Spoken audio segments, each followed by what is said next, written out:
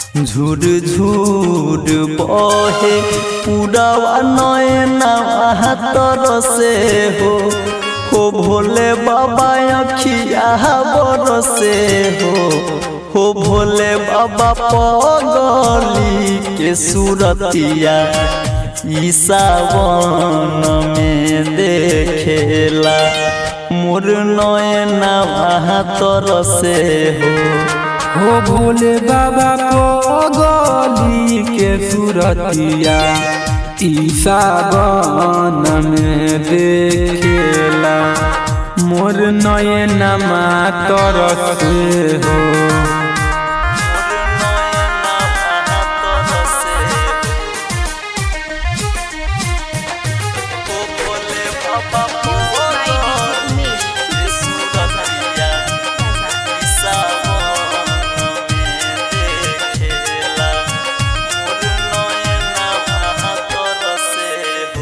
तोहरो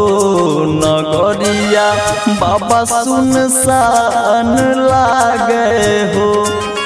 पगली नजरो नया बई हो भोले बाबा अपने शरण में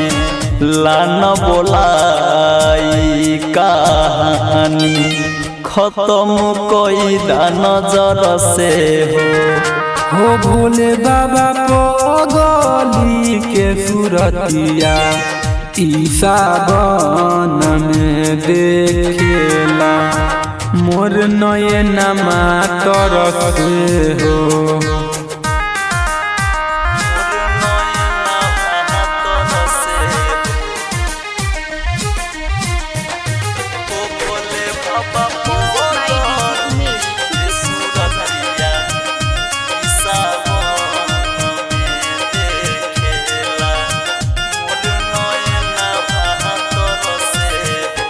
जिंदगी से हमारा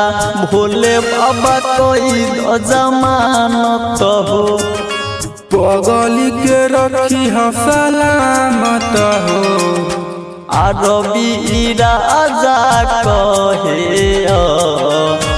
जय के जुदाई